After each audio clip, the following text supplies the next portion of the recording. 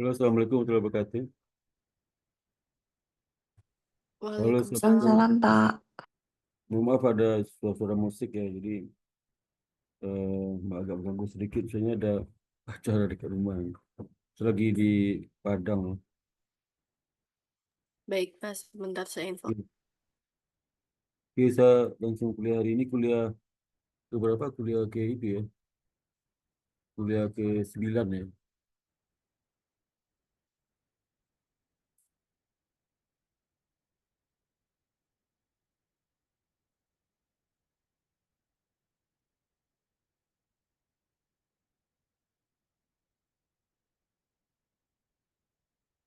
Oke, Assalamualaikum, kita mulai kuliah lagi ya.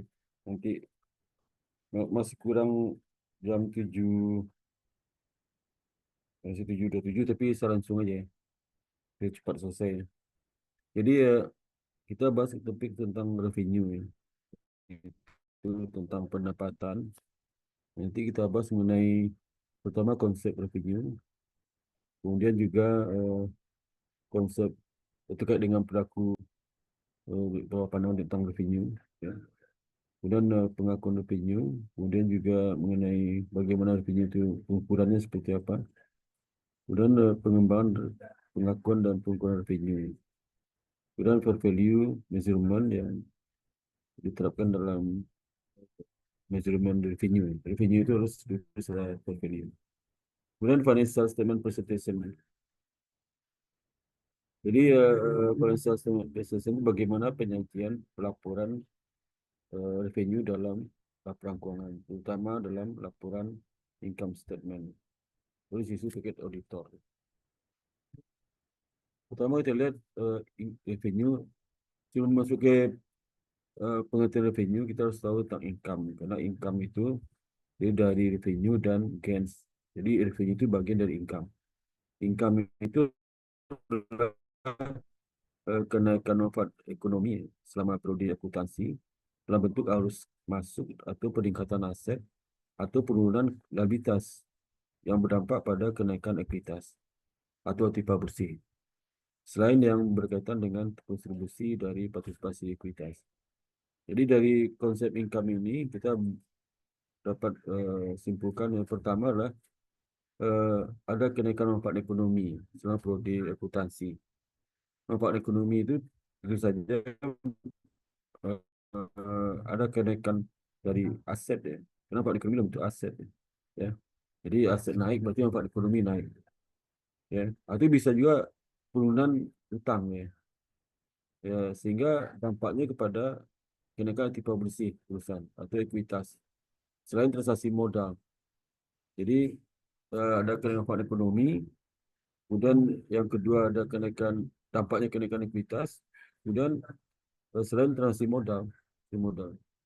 Jadi kalau kita lihat eh, kenaikan manfaat ekonomi eh, terkait dengan eh, peningkatan aset ya tadi itu revenue itu bisa terima cash, aset bertambah, kemudian dalam bentuk piutang ya, piutang bertambah, nanti equity juga bertambah.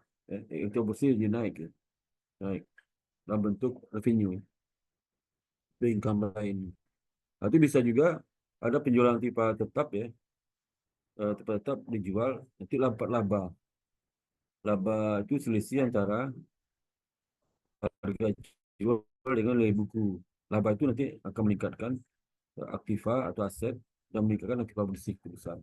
Nah, kalau kenaikan dari itu dari apa atau penurunan likuiditas, eh, jadi ada kenaikan likuiditas karena penurunan dari likuiditas.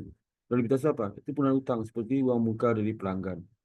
Kalau uang muka dari pelanggan itu diterima oleh perusahaan, dia akan catat cash pada uang muka pelanggan. Uang muka pelanggan itu akun. Begitu barang diserahkan, akun utang di debit. Jadi turun.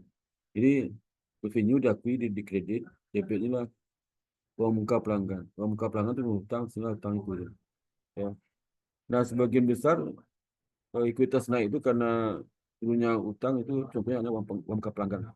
Tapi kebanyakan dari apa? Dari kenaikan ekuitas yang selain transaksi modal adalah dari kenaikan dari ya, aset ya.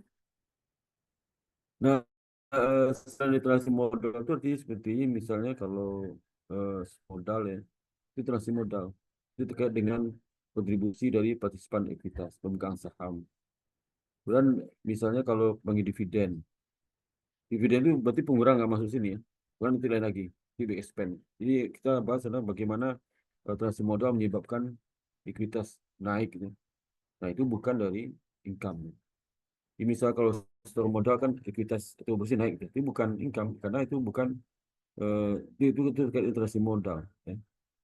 Jadi misal kalau ada sumbang apa aset yang diterima dalam bentuk donasi atau bersih juga naik, tapi itu bukan income, namanya lah donasi.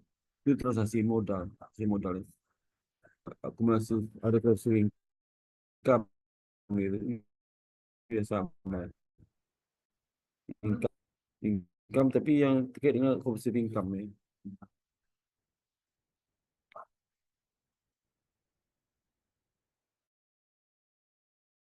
Kemudian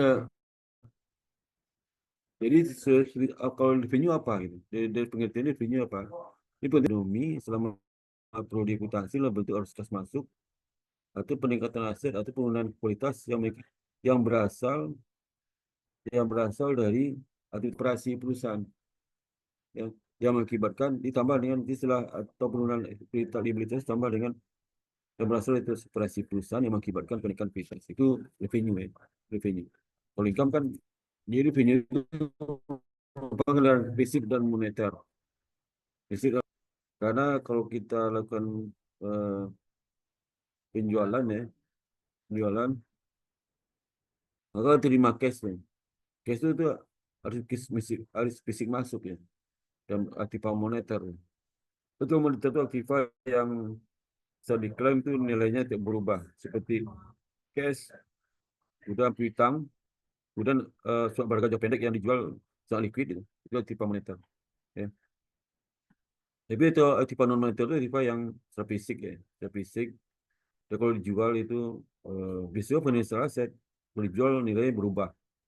Misal kalau investasi pada saham, saham itu kalau dijual bisa jadi harganya lebih tinggi, lebih rendah pada saat kita beli dulu. Itu bukan aset moneter, tapi aset non moneter. Misal tipe tetap itu aset moneter. Nah, apalagi persediaan itu aset non moneter. Tipe tetap aset non moneter, biasanya aset non moneter, investasi yang panjang aset non moneter. Ya. Nah, revenue juga merupakan bagian dari pendapatan. Kan pendapatan dari income ya. Income itu tadi dari revenue dan gains. Ya. Revenue itulah semua transaksi yang menyebabkan atau, atau bersih naik yang berasal dari transaksi operasi, di mana menyebabkan adanya aliran cash masuk dan berdampak pada tipe bersih naik. Ya. Contohnya adalah penjualan, biaya bunga, dividen, royalti, dan sewa. Contohnya. Jadi kalau penjualan itu seperti misalnya kalau kita jual tunai ya, cash pada revenue. Revenue diakui itu. Jadi revenue itu nanti menyebabkan tipe bersih bertambah. Kemudian juga kalau dia jual kredit, kita dagang pada revenue. Revenue itu menyebabkan tipe bersih bertambah. Ya. Kemudian biaya bunga. Biaya bunga eh, itu kalau seandainya pendapatan bunga nih. Pendapatan bunga terima pendapatan bunga kalau dia investasi pada apa punya deposito dapat bunga, pendapatan bunga ya. Dividen royalti dan sewa. Jadi kalau dapat bunga cash pada pendapatan bunga. Pendapatan bunga itulah revenue, ya, revenue. Ya. Tapi ini dari sisi apa perbankan ya. Kalau perbankan pendapatan bunga kan itu melakukan revenue. Tapi kalau perusahaan yang bukan bergerak di bidang keuangan, pendapatan bunga itu pendapatan lain. Ya, ada aset. Itu termasuk dengan revenue yang pendapatan lain.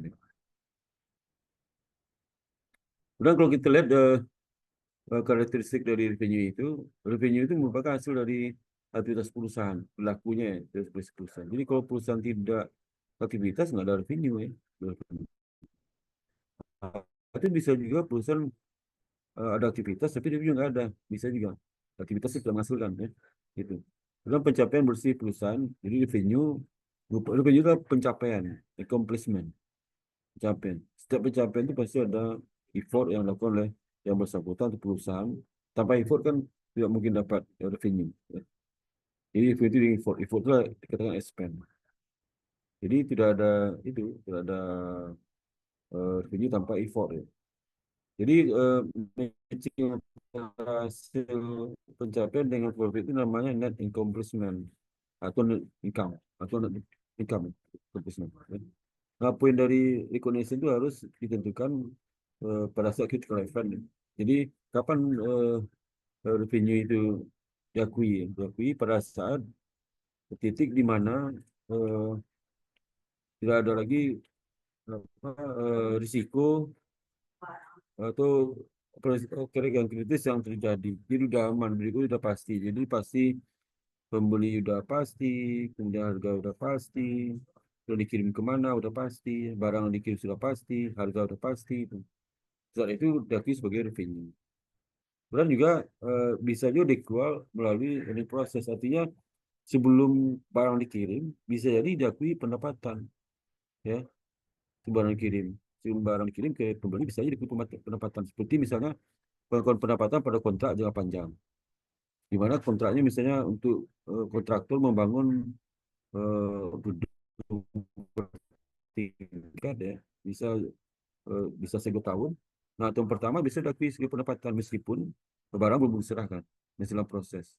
Jadi bisa menggunakan metode apa percentage method, bisa juga metode completion method ya. Itu yang selalu jadi intermediate. Jadi bisa seperti itu ya. Jadi itu kapan diakui itu saat di mana critical event sudah terjadi, sudah bisa dilewati oleh perusahaan. Ke depan itu tidak ada lagi yang kritis ya. Apa yang kritis ya? Seperti itu, pembeli barang sudah ada, harga sudah ada, kirim kapan, beli kemana, kualitas barang sudah ada. Gitu ya. Dan equal bisa lakukan pengakuan sebelum proses earning itu selesai. Dan proses selesai adalah pada saat barang diserahkan, ya. Atau pada saat mungkin sudah terima, ya, sudah terima. Ya. Di segi perspektif historical, sebuah perspektif ya, profit revenue ditentukan berdasarkan peningkatan kekayaan bersih perusahaan. Ya. Jadi apakah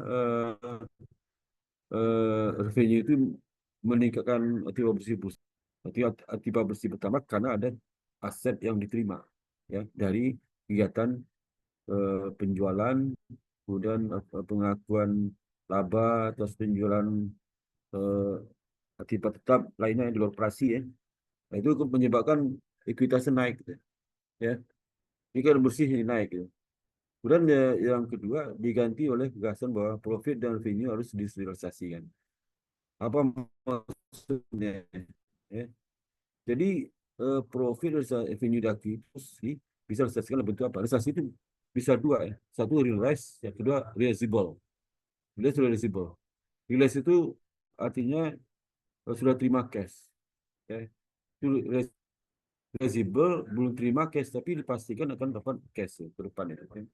Itu realizable ya. Jadi kalau misalnya kita menjual barang belum terima cash, tapi nggak bisa pastikan kapan cash terima, itu nggak bisa ada revenue, revenue. Itu bukan revenue ya. Jadi ada kepastian. Nah, ada juga kita seperti contoh misal kita belum serahkan barang, tapi kita sudah terima, bisa diakui revenue kalau sebenarnya kepastian diterima cash itu adalah bentuk piutang dagang. Tapi ada juga barang sudah diserahkan, tapi nggak pasti kapan diterima. Contoh penjualan konsinyasi. Konsinyasi itulah kita serahkan barang ke pedagang, kita sebagai produsen serahkan ke pedagang, tapi pedagang nggak pastikan kapan bisa dibayar, karena tergantung dari apakah barang yang dititipkan itu laku atau tidak. Kalau laku baru serahkan cash. Jadi kondisi seperti itu, eh, revenue diakui pada saat cash diterima. Cash terima. Ini realizable. Realisasinya nggak bisa karena cash saya serahkan belum terima. Tapi begitu diterima itu realisasi. Kapan diterima? Setelah barang diserahkan beberapa hari kemudian, beberapa bulan kemudian, atau mungkin bisa jadi kurang setahun ya. 9 bulan berikutnya diterima itu pada saat itu bisa diakui sebagai eh, pendapatan. Ya. Tapi kalau nggak jelas itu pendapatan diakui pada saat cash diterima. Ya. Kemudian bagaimana pengembangan pengakuan venue, prinsip pengakuan venue, ya. Realisasi prinsipal, ya.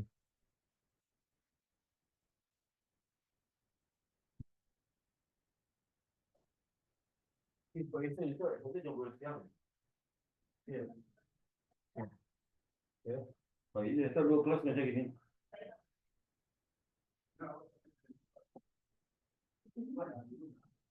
Jadi perbedaan antara jadi ada pengembang pengakuan ada pengembang dari prinsip pengakuan revenue atau residual principle.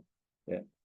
Nah, perbedaan antara kapital dan profit muncul dari putusan pengadilan. Itu juga menyebabkan adanya apakah itu eh, menyebabkan modal bertambah atau profit muncul itu kasus-kasus pengadilan itu. Jadi ada komplain pengadilan seperti misalnya pada saat kita menjual barang ya, ada perselisihan antara pembeli dan penjual masalah kontrak ini. Nanti diputuskan pengadilan ini eh, hak dari penjual untuk dapatkan cash dari pembeli dengan jumlah angka yang sudah ditentukan. Kalau tadinya kontraknya 100.000, kemudian karena rusak pembelinya 75.000, perusahaan nggak mau, nanti kasus pengadilan ya berdata, maka nanti diputuskan, wah ternyata dari 100.000 itu yang bisa haknya si penjualnya 60.000 karena rusak berat, maka berarti 60.000 ya 60.000 ya.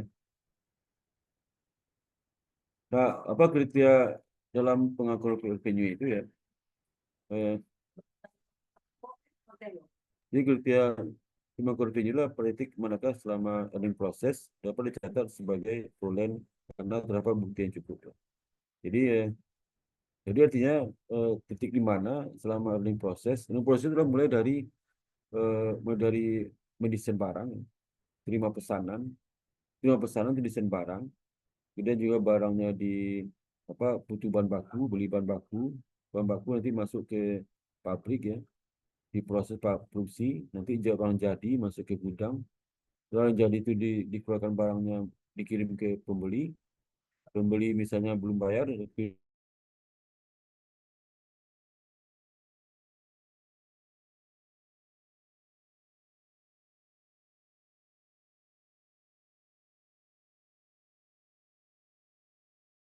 empat bulan bisa 6 bulan, bisa lebih setahun ya. Nah, di antara titik-titik tadi itu, apakah pada saat barang dipuji, atau saat barang selesai, atau saat pada barang udah dikirim, atau saat barang udah terima cashnya, itu bisa lakukan pengukuran pendapatan di titik itu. Asal critical event sudah terjadi. Ya. Itu secara konseptual. Jadi kriteria, jadi pengaruh venue itu ini proses dari earning proses. Mulai dari satu devising in ide, ada ide, kemudian ada pesanan, dan purchase dan seterusnya sampai cash diterima. Nah, ini bukan earning proses ya. Proses. Nah, boleh tapi pendapatan pada titik ini apa titik ide apa jadi making purchase beli bahan baku, yang ketiga receive terima order ya, itu order, kemudian apa commencing production, masa produksi ya. Kemudian proses produksi ya, proses produksi, kemudian terima order setelah produksi selesai ya, atau dikirim ke pelanggan, pelanggan eh, berapa bulan berterima cash, terima cash, bulan sudah selesai ini prosesnya. Jadi apakah revenue joki pada titik 4, 5, 6, 7, 8 itu bergantung pada critical event apakah sudah terjadi atau tidak. Ya. Nah, kemudian juga pengakuan kita pengakuan berdasarkan pada keinginan untuk mendapatkan informasi akuntansi yang relevan dan dapat dikendalikan. Jadi yang ada 3 hal kapan satu pengakuan revenue itu diakui ya. Kriterianya apa? Pertama, kita nilai aset yang diterima itu bisa diukur rundown, measurability. Jadi kita menjual kan ada ekspektasi kemungkinan aset akan diterima. Ya. Jadi measurability-nya adalah intinya adalah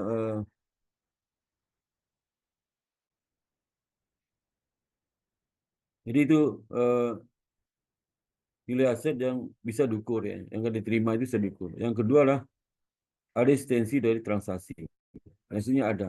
Jika transaksi itu ada minimal dua belah pihak antara penjual dan pembeli ya. Itu ada kontrak atau tidak ada kontrak ya, bisa juga. Kemudian substansi earning proses sudah selesai, ya, selesai dilakukan. Completion of earning process. Kecuali untuk kondisi tertentu di mana eh, revenue bisa lagi pada titik tadi itu, titik saat produksi, saat serang barang, saat saat apa eh, saat piutang dan sebagainya. Nah, dalam PSAK terbaru 115 ini kecuali PSAK 2025 ya, itu ada pendapatan dari kontrak dengan pelanggan. Di situ dikatakan itu dalam proses pengakuan pendapatan itu ada 5 step ya, 5 step. 5 step itu pertama identifikasi kontrak. Ditulis kontrak bisa tulis bisa lisan. Kemudian ada juga kontrak itu bisa dimodifikasi. Bisa modifikasi bisa dirubah ketika kesepakatan dua belah pihak ya. Kemudian kontrak itu ada kombinasi kontrak. Kombinasi kontrak itu ada beberapa kontrak jadi satu penyelesaiannya. Jadi ada juga satu kontrak ada beberapa eh, barang yang dilakukan. Itu yang di kontrak berbeda jadi satu penyelesaian pemenuhan kewajiban. Jadi identifikasi kewajiban itu PO atau disebut dengan performance obligation ya. Obligation itu apakah dapat dibedakan antara performance obligation yang pertama, kedua, ketiga. Kalau sama berarti bisa satukan. Kalau berbeda bisa disatukan dan bisa masing-masing. Masing-masing. Dan janji pengalian, mungkin janji pengalian ya. Kalau pengalian itu seperti apa janji pengalian? Apakah janji pengalian itu pada saat kasih terima atau baru sampai di mana? Kemudian kalau kasih seperti apa harus jelasin. Kemudian yang ketiga, langkah ketiga ya, itu menentukan harga transaksi. Ya. Transaksi dalam rangka untuk nanti pengukuran revenue. Pertama letakkan variabel. Variabel yang akan mempengaruhi harga kontrak, ya, harga transaksi. Kemudian komponen pembiayaan seperti apa? Apa aja komponen pembiayaannya? Mulai dari biaya asuransi, biaya ini, biaya harga price per list, ya, dan sebagainya. Kemudian apakah dia non cash, ya, non cash atau tidak? Kalau non cash berarti kan ada piutang. Jadi baru pada kemudian atau baru yang cash ya. Utang imbalan ke pelanggan, ya. Kalau dia itu apa ada beberapa hal kewajiban dari penjual kepada pelanggan dan juga distribusikan bisa sebagai pengurang dari harga kontrak, harga transaksi. Nah, setelah itu ada perselokasi harga ke setiap PO. Kalau seandainya harga itu satu paket ya, satu paket. Dalam paket itu ada beberapa performance obligation, beberapa item dibeli yang berbeda, nanti performance obligation berbeda. Misalnya contoh mau beli eh, apa tanah dan bangunan, kan satu paket ya, tanah bangunan. Jadi ada PO performance obligation untuk menyediakan tanah, ada performance obligation untuk menyediakan bangunan. Nah, tapi dia satu paket, paket karena kan melekat nih. Nah, harganya misalnya eh, tanah bangun itu harganya 1 M. 1 M. Pertanyaannya berapa harga tanah bangunan 1 M. Pertanyaannya berapa harga tanah, berapa harga bangunan. Karena akuntansi kan dipisah. Dipisah antara akun tanah, bangunan nggak disatukan. Waktu kita beli satukan. Dan maksudnya PO-nya beda. Performance obligation untuk menyelesaikan tanah, sama performance obligation sama bangunan itu beda. Tapi satu paket, satu kontrak. Maka ada alokasi. Nah, alokasi bisa mulai stand alone selling price, ya. Stand alone selling price, terus harga jual masing-masing. Yang kedua bisa juga diskon dan pembayaran variabel. Atau sorry, juga lihat apakah ada diskon dan pembayaran variabel. Ada diskon atau tidak. Kalau diskon misalnya rumah diskon sekian. Dan diskon juga harus dilihat apakah diskon rumah atau diskon dari ini dari apa? Dari itu dari apa? Dari kondisi ya. Ya itu ya. Jadi itu tergantung ya, tergantung pada kondisi apa? Kondisi kontrak itu. Ya. Nah, kemudian setelah itu baru ada pengakuan pendapatan. Ini pendapatan diakui pertama harus jelas kontraknya. Kemudian identifikasi kewajiban performance obligation dari antara penjual kepada pembeli. Kemudian apakah harga transaksinya ada, ya. Dan kalau harganya sepaket harus dilokasikan masing-masing performance obligation itu. Mudah diakui, ya. Jadi pada waktu tertentu dan sepanjang waktu. Apakah diakui pada saat titik waktu tertentu saat diserahkan atau saat produksi, atau bisa diakui di sepanjang earning proses itu, ya. berproses. Waktu tertentu biasa saat realisasi, saat barang diserahkan, atau dalam sini lah waktu tertentu lah pada saat di mana barang itu sudah dikuasai oleh pembeli. Kalau Pusaka 15 itu mengatakan penghormatan diakui pada saat barang itu dikuasai oleh pembeli. Meskipun barang itu masih milik penjual, tapi dalam perjalanan itu masih dikuasai oleh pembeli. Jadi artinya gini, bisa barang diserahkan saat di tempat pelabuhannya si pembeli. Tapi perjalanan itu dari mulai gudang penjual sampai gudang pembeli, kalau dalam penempatan dalam yang lama ada hube simpin sama hube shipping destination nih. Hube shipping place sama hube destination. Oke. Wah, suaranya nggak ada ribut nih, ribut ya. Ya, suara ribut nih. Ya. Nah itu ya. Kabel. Ya. Ya. Sebentar nih, sebentar. Coba agak keras sebentar ya.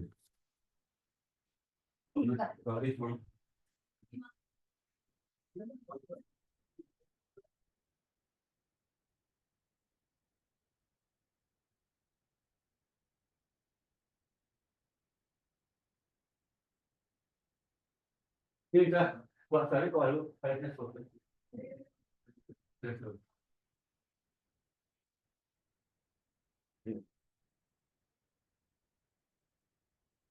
Nah itu jadi apa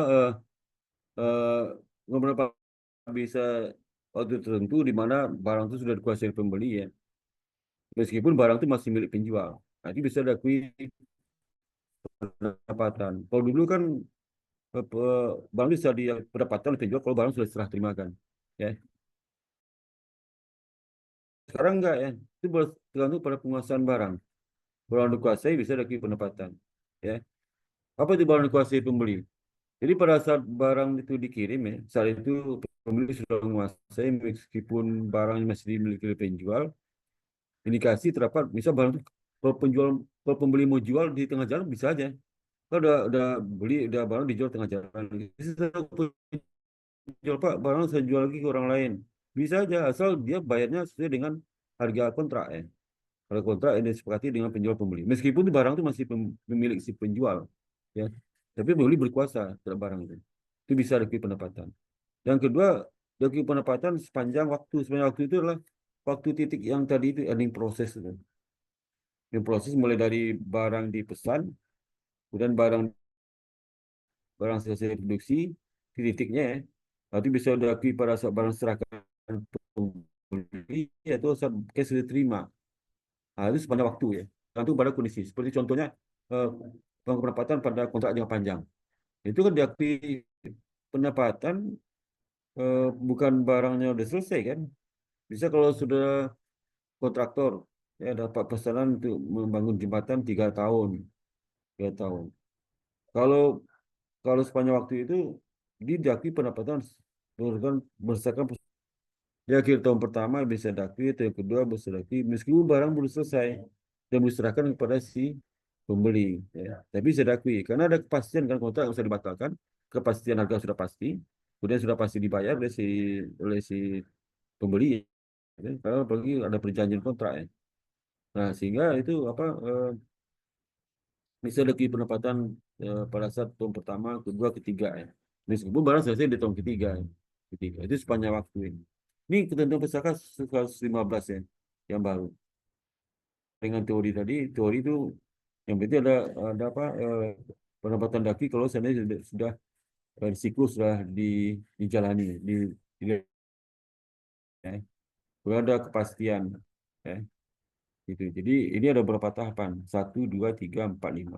Kalau soal itu belajar intermediate dulu ya, intermediate ini ada juga di eh,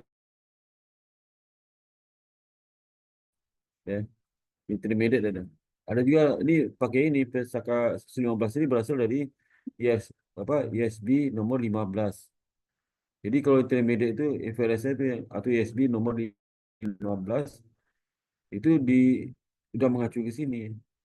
Jadi Pesaka kalau di Indonesia Pesaka 115, kalau di ISB apa ISB nomor 15 ya. Nah, pada saat penempatan itu diakui, itu pada Pesaka 115 Ukuran itu pada saat proses pengakuan pendapatan 5 tahapan ini, tahapan ketiga, tahapan keempat. Itu bisa tentukan harga transaksinya. Ya. Jadi tidak, jadi beragam tenaga pengukuran intervensi itu berada dalam proses pengakuan pendapatan. Eh, pengakuan pengukuran itu pengukuran dilakukan setelah ada pengakuan pendapatan. Jadi kalau kapan diukur setelah ada pendapatan bisa diakui. Ya. Proses sekarang enggak ya. Sekarang itu pengukuran itu termasuk proses dalam pengakuan pendapatan. Ya. Gitu. Ya. Nah dalam konseptual framework ya, dalam konseptual framework apa di dalam kerangka dasar penyusunan laporan keuangan kalau di SAK itu ada di bagian pertama sebelum PSAK nomor 1 itu ada kerangka dasar dalam penyusunan laporan keuangan. Nah, ada 2 kriteria dalam pengakuan pendapatan ya.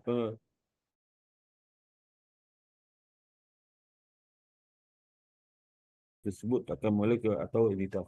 Ada kepastian bahwa ada kemungkinan pasti ya, kalau bisa direalisasikan ya ke depan itu akan ada mengalir eh, cash atau aset lain dalam perusahaan atau ada hutang ya hutang ya. Kenapa tersebut memiliki biaya atau nilai yang dapat diukur bisa diukur secara handal ya.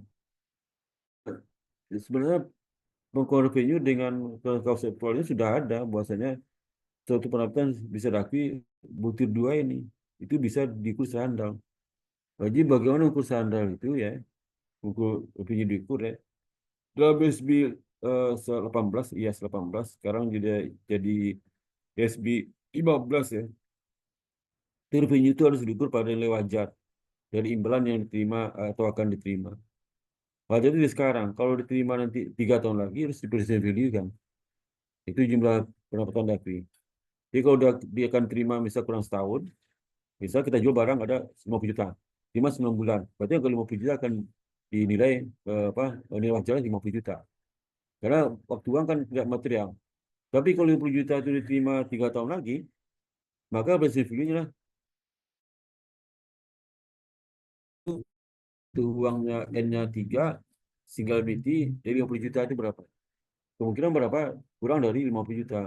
Jadi pendapatan bisa 48 juta, koma sekian. Ya. Dan waktu uangnya udah turun nilainya. Kita terima 3 tahun lagi. Tapi kalau diterima kurang setahun, masih 50 juta nilai. Itu maksud dari nilai wajar imbalan diterima atau akan diterima. Jadi bukan yang diserahkan itu, tapi berapa harga wajar yang akan diterima. Misal kalau barang diterima apa eh, diterima dalam bentuk apa dalam bentuk ini dalam bentuk surat saham ya saya jual barang tapi terima saham maka eh, perawatan daki itu berdasar harga pasar bukan harga pasar barang dijual itu ya harga pasar sahamnya berapa ya kemudian kalau saham itu diterima 3 tahun lagi berarti present value-nya ya ekspektasi dari saham itu selama 3 tahun ya kalau sudah terima dalam bentuk tanah dia 10 juta dapat tanah maka pendapatan devisa barang itu pendapatan lagi. Kalau tanah itu baru diterima 4 tahun lagi, berarti nilai tanah 4 tahun lagi berapa nilainya dibandingkan sekarang. Berapa nilai tanah sekarang itu ya, ekuivalen sekarang. Nilai tanah sekarang itu menggambarkan present value dari manfaat dari tanah itu, ya. Nah, estimasi harga jual tersendiri itu dalam tadi itu estimasi harga jual waktu step ketiga keempat itu, ya, bisa menggunakan metode pertama harga pasar, adjusted market apa assessment approach ya. Harga pasar tadi itu ya, kalau seandainya dia eh, terima cash 3 tahun lagi, maka present value dari cash itu. Kalau diterima kurang setahun, misalnya terima 50 juta, berarti 50 juta. Ya. Kemudian pendekatan biaya ekspektasi tambah dengan margin. Itu pendapatan yang diakui pada saat barang telah dikuasai oleh si pembeli ya, atau barang sudah diserahkan. Baru dikuasai setelah diserahkan, berarti saat itu barang diakui sebagai pendapatan, penjualan itu. Kedua pendekatan residual approach ya. Jadi ekuitas dapat mengestimasi harga jual berdiri sendiri dengan merujuk pada harga transaksi total dikurangi dengan jumlah harga jual terus berdiri sendiri. Jadi ekspektasi misalnya kalau berapa harga jualnya. Jadi reserve value, ya. Jadi residual cost itu bagaimana kita eh, harga transaksi dengan jumlah harga jual berdiri sendiri. Ya. Nah, harga jual beli sendiri atas barang atau jasa hanya jika salah satu dari kriteria berikut terpenuhi. Misalnya ada dua, salah satu aja. Entitas menjual barang atau jasa yang sama kepada pelanggan yang berbeda. Pada waktu yang sama, saya jual barang A kepada si B, si C, dan B, C, dan D. Untuk dengan sekitar lebah, yaitu harga jual sempat operasi. Karena harga jual bisa juga eh, bermacam. Kayak si A beda lagi, si B lagi. Karena waktu juga berbeda sedikit. Tapi kalau bersamaan ya, beda-beda itu cirinya menggambarkan apa harga jual beli sendiri masing-masing tapi tidak dibagi rata gitu, dibagi rata. Ya. Yang kedua, kita sebelum mendapatkan harga untuk barang atau jasa tersebut. Dan barang atau jasa tersebut belum pernah dijual sebelumnya dengan basis beli sendiri, yaitu harga jual tidak pasti. Ya. Jadi bagaimana beli sendiri itu? Pasti dia menggunakan proporsi berdasarkan harga pasar masing-masing jual eh, apa, beli sendiri itu. Ya. Nah, kemudian eh, apa konsep pengukuran revenue itu pada saat barang dijual ya. Jadi sales point-nya umumnya merupakan titik yang paling tepat untuk mengukur dan mencatat pendapatan karena ketika itu terpenuhi. Jadi dengan kriteria dari pengakuan dan pengukuran dari revenue itu, menurut sales for good, potongan penjual itu barangnya sudah mau dikirim atau diambil langsung oleh pembeli atau bisa akan diambil oleh cash, ya, bayar cash. Jadi bisa di apa? Bisa ini eh, bisa itu apa? Bisa diprediksi ya. Ya. Nah, kemudian sekarang 115. Jadi bukan sesungguhnya, tapi eh, pada titik itu, titik apa, barang dikuasai gitu. Jadi bukan kalau saat tanggal penjualan itu barang belum dikuasai pembeli, belum bisa diakui. Kapan barang dikuasai? Pada saat barang itu diterima di gudang pembeli. Berarti pendapatan lagi bukan saat tanggal penjualan, tapi saat tanggal barang dikuasai. Tapi kalau barang dikuasai pada tanggal penjualan atau sebelum tanggal penjualan sudah dikuasai, sudah selesai produksi, kalau dikasih pembeli, ya itu berarti bisa lagi pendapatan. Pendapatan. Kalau dikalian diberikan atau ketika hak milik berpindah ke pelanggan. Misalkan sekarang tuh ini enggak gitu dan itu apakah barang sudah dikuasai oleh pembeli? Kalau dikasih pembeli tanggal itu ya sebagai revenue, tapi belum kasih bukan revenue. Masih barang itu milik dari penjual. Ya. Ada pengecualian terhadap titik penjualan. Yang pertama, revenue didaki saat masa produksi tadi itu yang kalau kontrak jangka panjang, revenue bisa daki sebelum tanggal penjualan ya, sebelum penjualan ya. Nah, kemudian revenue diakui pada saat akhir produksi ya, produksi. Produksi itu eh, ada juga kontrak jangka panjang, ada dua metode gitu. Metode percentage method dan metode compression method ya. Gitu.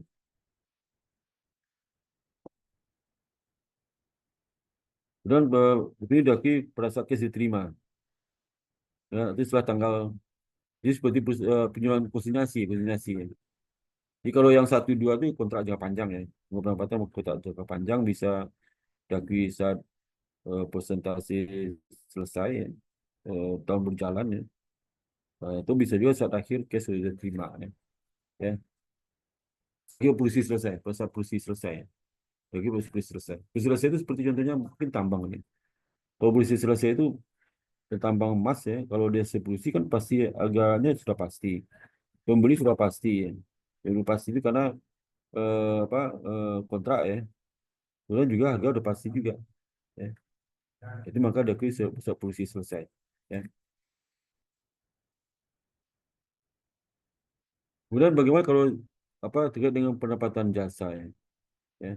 Jasa sewa. Kalau disewa, kalau seandainya dia bergerak di bidang penyewaan gedung ya, kemudian penyewaan rumah, tanah, ya. Ada perusahaan properti ya, perusahaan properti yang utamanya lah penyewaan gedung atau ruang toko ya. Maka sebenarnya harus dikenal dengan mengacu pada tahap penyelesaian. Ya.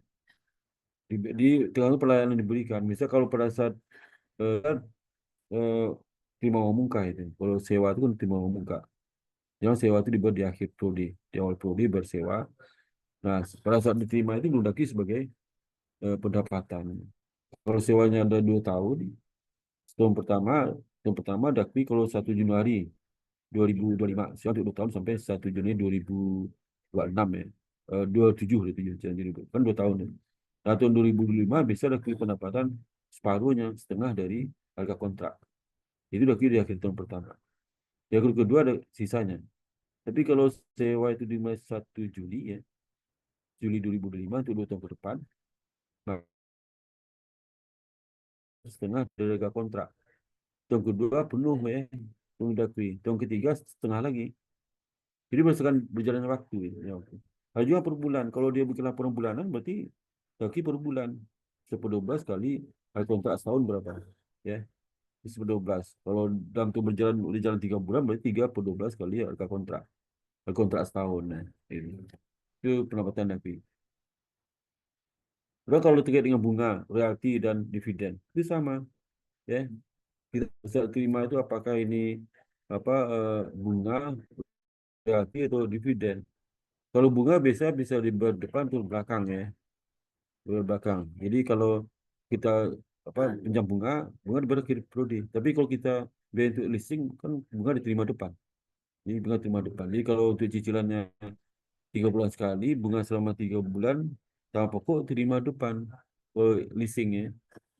Jadi pendapatan leasing itu dakwi untuk selama uang muka, usaha terima kasih uang muka. Kalau dalam waktu 3 bulan, menurut di pendapatan. Jadi belum waktu. Kalau seandainya bank, kalau bank meminjamkan uang, ya, dakwi pendapatan bunga, udah akhirnya bisa bunga untuk 1 bulan. Nah, bunga itu mulai pinjam diberikan tanggal, biasa bank kan untuk bunganya selalu tanggal, bisa ketemu bisa tanggal 25 akhir tahun gitu bisa. Akhir tahun itu bisa dihitung oleh bank, tapi kita belum bayar ke bank bunganya. Berarti eh, kita belum terima uangnya ya. Kita bisa nasabah bayar dalam bulan berikutnya. Maka catat pendapat piutang bunga pada pendapatan guys. Ya. Guys. Karena kan eh, apa bunga dibayar pada tanggal 1 Januari. Ya sudah udah lewat 1 bulan. Nah, bagaimana eh, sejarah pengembang dari pengakuan dan pendapatan revenue itu? Di tahun 2002 itu ada kerjasama ISB dan FASB in project ya. Dan kenapa ada kerjasama itu karena ada kosongan kerangka pengakuan revenue dan pengukuran yang lebih itu di kesetuan forumnya.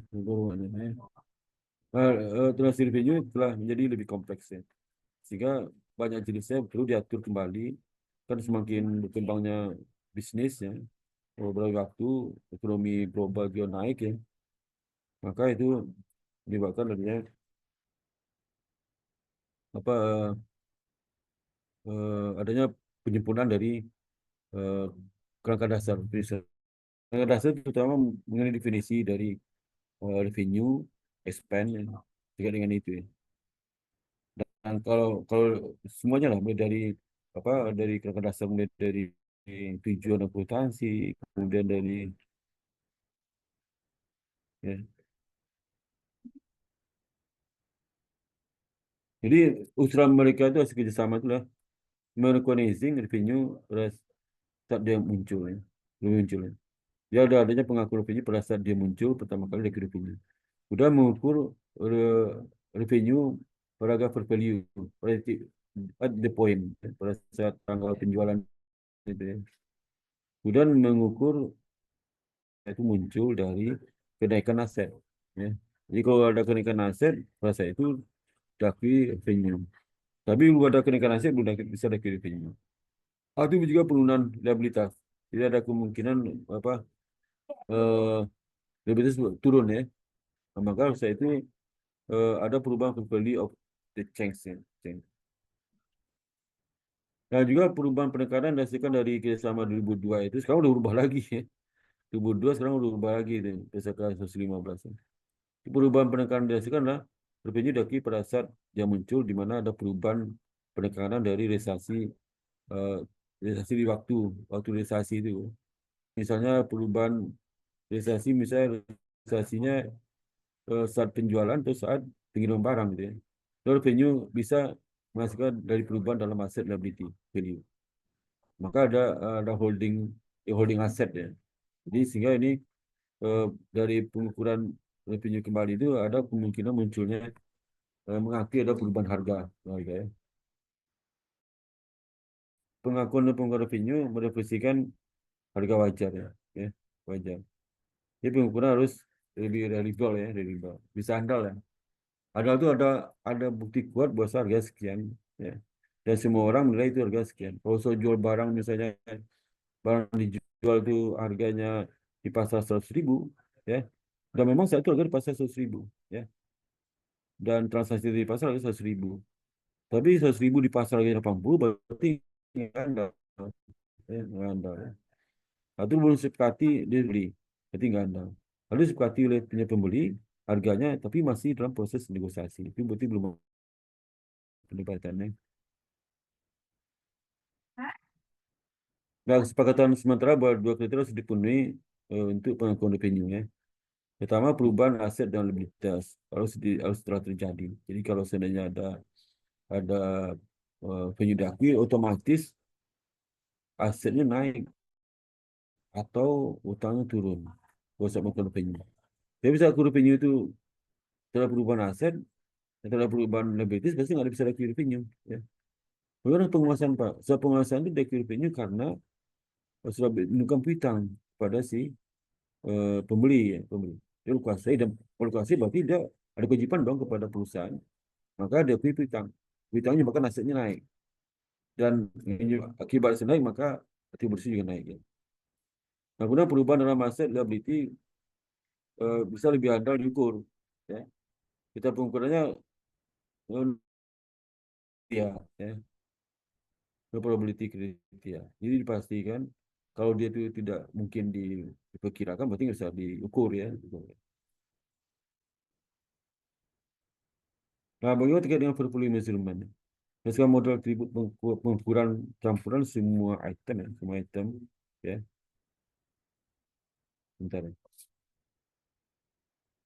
Semua item diukur pada nilai wajar pada saat perulihan dan selanjutnya dicatat pada biaya storage.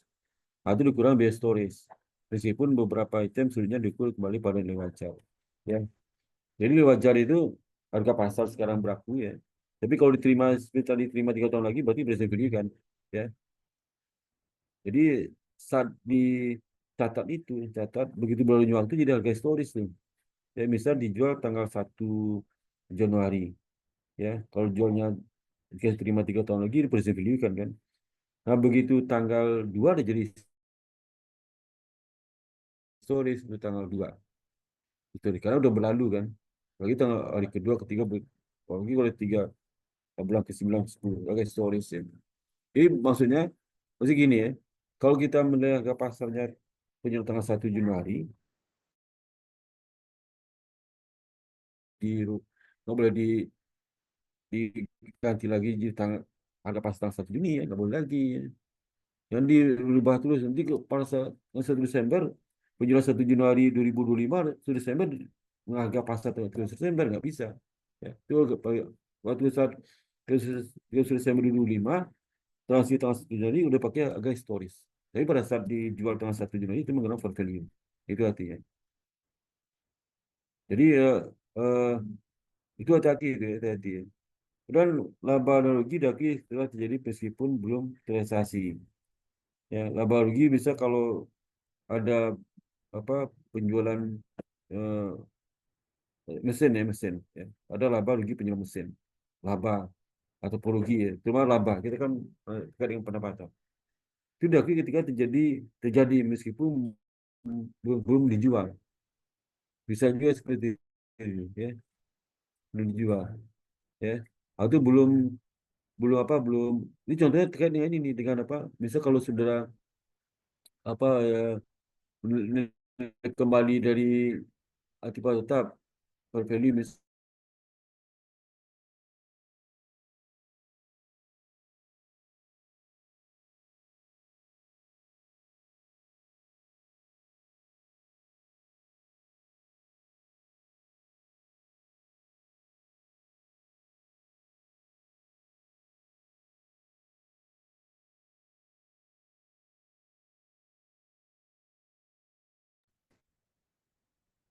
waduh ya betul saya lagi ini mohon maaf nih sinyalnya waktu putus ya ya Iya, udah kelihatan nggak masih kelihatan nggak ya betul.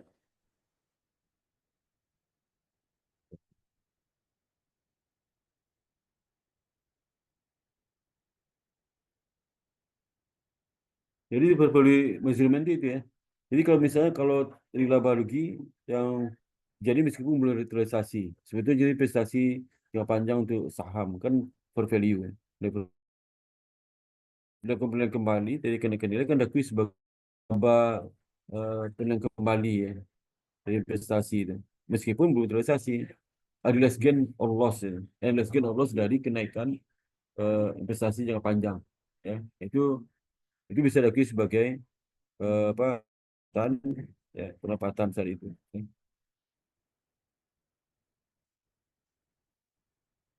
Nah, kemudian bagaimana pelaporan revenue di financial statement ini? Ya. Nah, pelaporan itu eh, mengacu juga pada keseluruhan permut yang disusun proyek tahun 2002. Kesimpulannya dari hasil proyek all inclusive single income statement di mana semua perubahan aset dan kewajiban akan diungkapkan. Jadi ini pendekatannya adalah pendekatan dari financial capital ya. Income itu sudah akui juga apa holding gain holding loss ya. Itu. Kalau physical capital kan tidak mengakui holding. Jadi berdasarkan dari revenue dikurang ya, tambah pendapatan dan beban lain itu dia diakui. Tapi kalau holding gain holding loss karena kenaikan harga itu nggak diakui.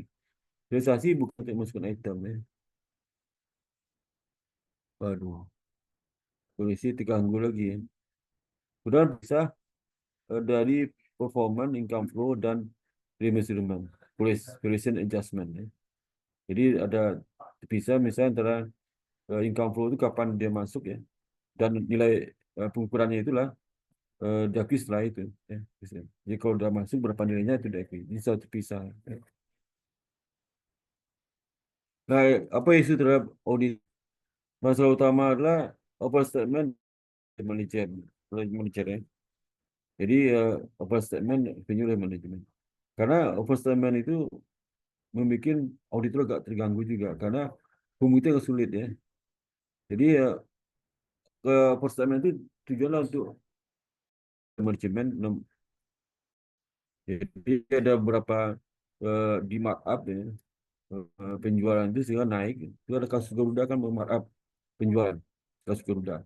Di mana kontrak-kontrak yang akan realisasi tahun depan dari pendapatan sekarang. Ada kontrak realisasi baru tahun depan sekian triliun diakui sekarang. Sehingga jadi laba. Laba itulah tidak bisa diakui karena belum terjadi ya barangnya baru jadi penjualannya baru tahun depan itu udah diakui sekarang. Nah, itu menipu. Nah, bagaimana auditor itu melakukan evidensi buktinya? Jadi lihat aja apakah pendapatan itu sudah disepakati, the barang sudah dikirim ke pelanggan atau gimana. Kalau masih baru sepakat tradingnya tahun depan itu nggak bisa diakui dong ya sekarang. Ya, udah nggak ada bonus. Kalau ada bonus diberikan kepada direksi dengan dasar bonus dari pendapatan, maka dia berusaha untuk melakukan rekayasa perhitungan pendapatan. Ya, jadi ini juga eh, jadi masalah bagi auditor karena waktu dia memeriksa itu sebukti tersedia semua. Ya, pendapatan naik, melakukan apa namanya earning management bagi ketiga. Jadi bagaimana dia pilih secara akuntansi, ini manajemen adalah proses di mana memilih metode metode yang ada di dalam standar akuntansi dengan tujuan mendapatkan angka laba tertentu. Jadi manajemen secara legal dia nggak ada masalah. Cuma masalah timbul karena dia melakukan perubahan setiap saat dan tidak dijelaskan di laporan keuangan, di disclosure. Sehingga pembaca jadi tidak dapat informasi yang lengkap. Sehingga bisa ketipu kan, dikira laba atau enggak. Jadi laba di depan laba juga. Ternyata 2 tahun itu nggak laba sebenarnya karena memilih metode akuntansinya. Tapi kalau untuk menipu pengguna itu beda lagi, ya. Itu earning manipulasi, earning manipulation, ya itu beda sama earning management, beda. Earning manipulation itu tindakan yang di luar sesuai akuntansi yang berlaku yang mereka asal perangkuangan itu adalah earning manipulation. Tapi manajemen enggak. Dia milih metode sesuai dengan standar akuntansi. Misal metode A, labanya 100, pilih metode B, laba 200, dia pilih metode B. Ya, kalau lebih tinggi. Atau kalau dia mengurangi pendapatan supaya tidak dipajak, metode A laba 100, metode B 30, dia pilih metode B 30 karena pajak akan kurang. Itu yang manajemen. Ya. Nah, itu bisa diterima kalau ada alasan yang jelas diungkapkan dalam uh, uh, report disclosure. Nah, kalau penggunanya sophisticated kan mengerti, wah ini sering laba karena ada perubahan metode. Metode lama dipakai, laba naik. Itu laba naik cuma 10%, dengan metode yang baru ini laba naik 30%. Berarti yang itu adalah 10% kalau pakai metode lama. Yang baru kan berubah. Tapi kalau dipakai nggak diberikan penjelasan kenapa laba naik karena apa ada perubahan metode nggak dikasih tahu, itu seolah dia naik real naik. Ya. Nah, itu kan ring manajemen jadi nggak benar ya. Jadi ada usaha untuk penipuan. Walaupun praktik manajemen itu benarkan, tapi tidak mengungkapkan dengan detail. Ya, jadi kasus Garuda itu nggak diungkapkan di detail. Ya, dan kasus Garuda itu manipulasi ilmu, bukan pengolahan manajemen, bukan earning manajemen. Ya, itu optimis berlebihan. Ya, berlebihan itu apa? Itu moderat, moderat. Bisa kalau kita ada kontrak, kemudian potensi laba terjadi di depan, udah diakui laba sekarang. Itu nggak boleh. Ya. Itu ya. Itu unsur penipuan, itu nggak boleh. Ya. Nah, ini yang tantangan bagi auditor bagaimana mengidentifikasi apakah laba yang disajikan itu apakah ada indikasi penipuan, ada indikasi adanya praktek bonus ya, bonus di mana melakukan laba karena untuk mendapatkan bonus tinggi. Bagaimana identifikasi earning management, bagaimana mengidentifikasi potensi berlebihan dan pendapatan, lalu bagaimana mengidentifikasi penipuan itu nggak gampang karena kan eh, manajemen tahu betul bagaimana mereka rasa evidensi untuk mendapatkan angka laba sesuai yang keinginkan. Oke. Nah itu yang saya sampaikan kali hari ini karena saya ada acara di Padang ya. Saya konsentrasi juga ngajar nih, pada heboh ya, ribut semua di sekitar ini. Ya. Jadi ya kita dapat simpulkan ini terkait isu yang terkait dengan definisi ya, pengukuran eh, dan pengakuan. Terus pengukuran dulu pengakuan, definisi pengakuan dan pengukuran. Dan keempat ada juga itu reporting, pelaporan pelaporan di income statement seperti apa. Ini yang baru kita bahas tadi. Yang kedua, bagaimana kita memahami critical recognition point, titik kritis di mana bisa diakui pendapatan. Kalau berdasarkan lama itu diakui pada saat critical event sudah dilewati. Tapi kalau sekarang bukan critical event dilewati, tapi apakah penguasaan barang sudah berpindah ke tangan pembeli, gitu, penguasaan barang. Nah, itu diakui.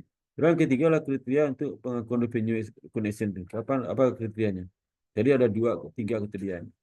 Dan pengakuan revenue seperti apa? Kemudian guidance untuk yang diberikan untuk standar dalam menetapkan secara akuntansi revenue.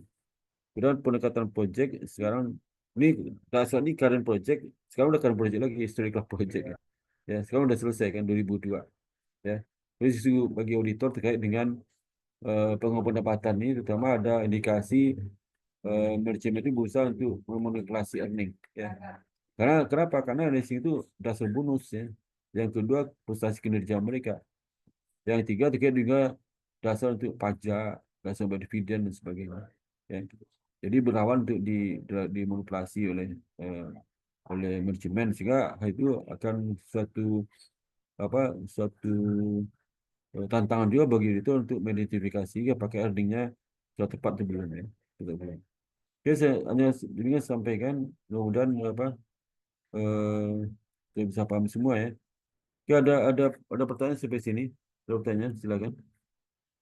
Ada pertanyaan, silakan saya mau Tidak foto ada, nih. Pak. Cukup jelas, Pak. Ya, oke, terima kasih banyak. Kalau ada lagi absen ya, masih absen ya. Bentar ya. Absen ya. Bentar, absen.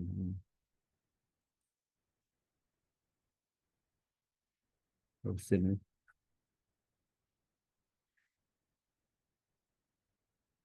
Absen. Ini.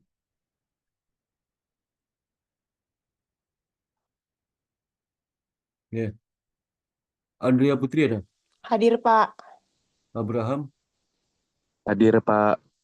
Gita ada Gita. Hadir, Pak. Nur Aisyah. Hadir, Pak. Malviana. Hadir, Pak. Kemudian Maulidina. Hadir, Pak. Buka itu ya, kamera buka ya. Kemudian Serliana. Saya, Serliana Pak. ada. Kemudian Taskia. Taskia Hadir, ada. Pak. Hadir, Pak. Dia ada dia. Hadir, Pak. Terus Taskia. Hadir, Pak. Kemudian India. India ada. Nggak ada. Johanna. Hadir, Pak. Hadir. Oke. Oke. Oke, buka videonya, saya mau foto ya. Oke.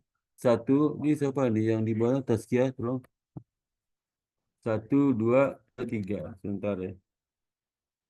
Sebentar nih. Hmm.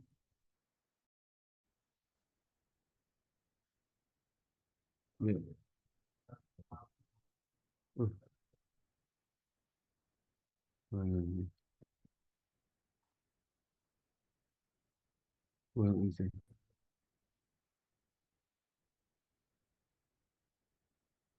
Bisa.